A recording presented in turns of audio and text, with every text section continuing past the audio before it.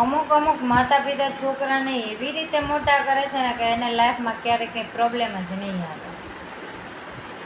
અને હવે તો મોસ્ટ ઓફ છોકરાઓ ફિલ્ટરનું જ પાણી પીવે છે. ગોળાનું પાણી તો સાવ નહીં.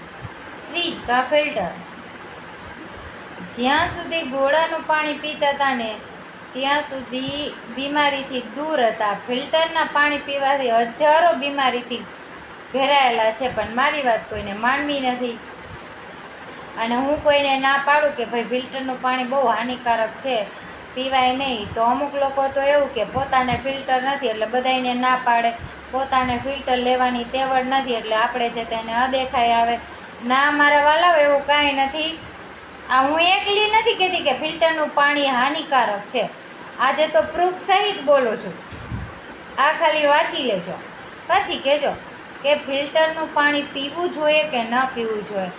જે લોકોને ડાયાબિટીસ છે એને સાવ ફિલ્ટરનું પાણી ન પીવું જોઈએ, અને જે લોકોને ગોઠણના ટૂંકમાં પગના દુખાવા છે એ લોકોએ ન પીવું જોઈએ.